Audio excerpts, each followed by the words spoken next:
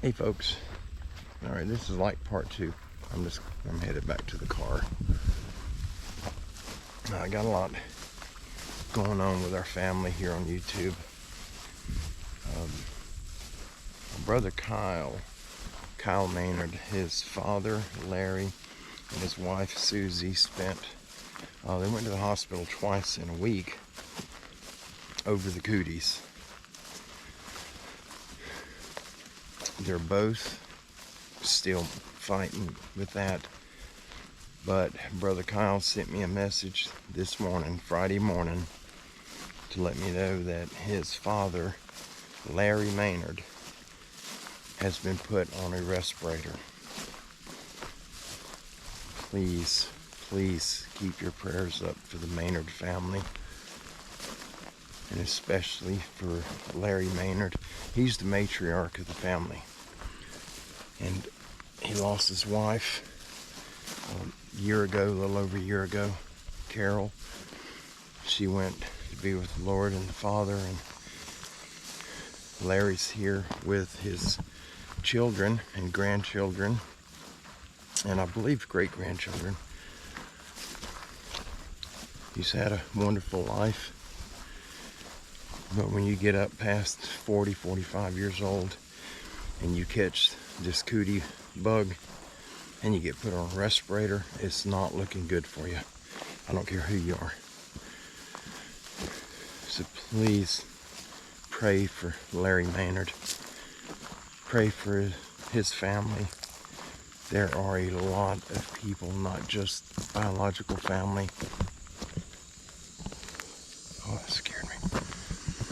There are a lot of people from their church that love the Maynards. They love Larry. They're part of that family, like you guys are part of our family. And anything happens with Larry, if God chooses to bring him home, if his work is done, a lot of people are going to be impacted by it, a large amount of people. So please, when you're praying for Larry and the Maynard family, pray for his extended family as well, that they all receive that inner peace, knowing that he is exactly where he's supposed to be. His work is complete, he's graduated and moved on. But if the Lord chooses to keep him here, it's not our decision, it's the Father's.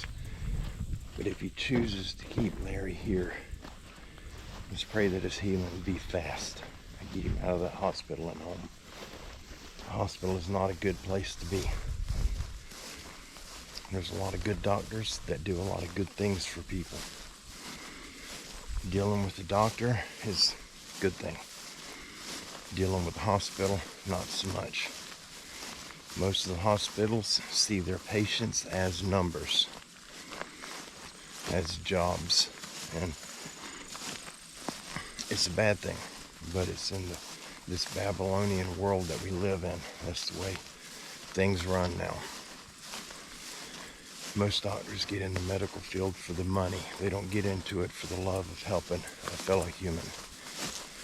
They're getting into it so that they got their future set, their finances are good, and eventually become wealthy. And that's the entire purpose behind most doctors and veterinarians and psychiatrists and everybody in that field.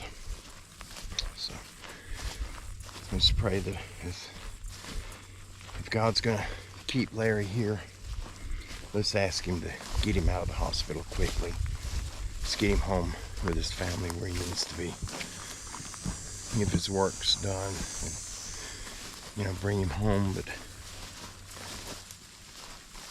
hopefully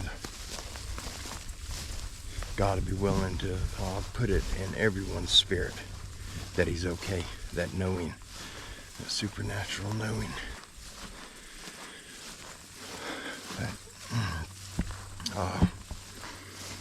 What else? Our sister Lynn, she was in our last chat. Lynn was bitten by a brown recluse spider. And for those of you that don't know, your chances of survival are higher to be bit by a dozen rattlesnakes at once than it is being bit by a brown recluse. They are wicked. Bad, bad, bad. But when they bite you, the venom attacks the body in a way that it destroys the cellular walls, if I'm remembering correctly.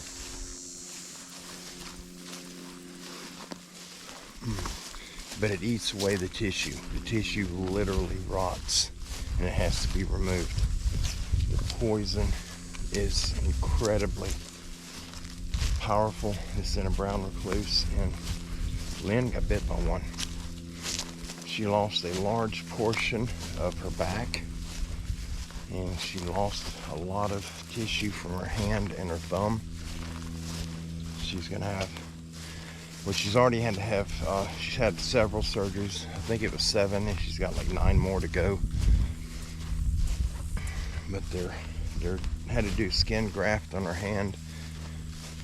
The area on her back is so large, they're gonna have to, or they're wanting to use pig skin on her to get that healed up, because it'll heal a lot quicker if they do the pig skin.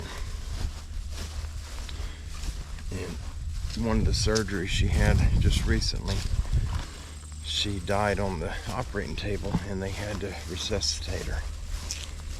And so you can imagine she's got a fear of being put under again. I've got a tremendous fear of being put under, but it is what it is. You know, it's just something has to happen. Lynn's looking at a couple of years to recover from just the back injury alone if she doesn't have this surgery. So please pray for her healing,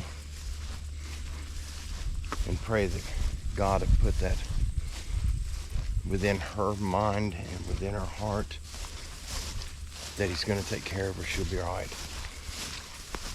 She'll go in, fall asleep, wake up, and be on the road to recovery.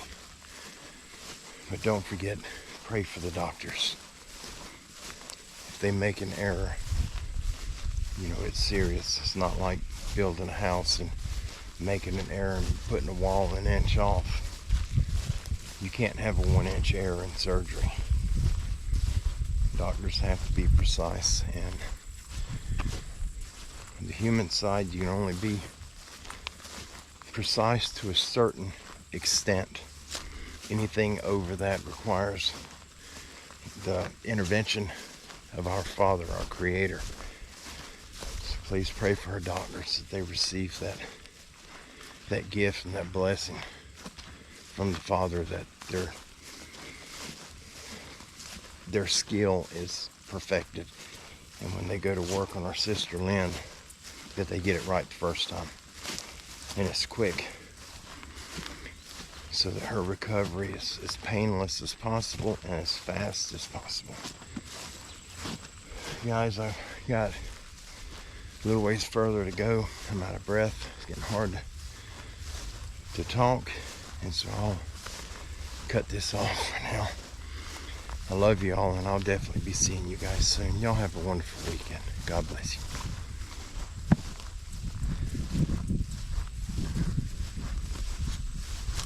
There's deer tracks everywhere.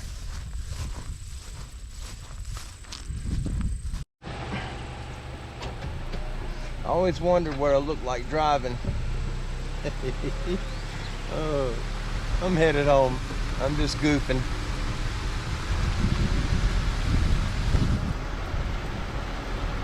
It's hard to look serious when I got a camera on me, so I'm trying. Let's see. I can't do it. Alright, I'm just goofing, guys. I'm just having fun. I am headed home. Finally. Got a long way to go. And short time to get there. I'm northbound. Just watch O'Donnell run. Y'all have a good day, and I'll be seeing you guys soon. Bye-bye.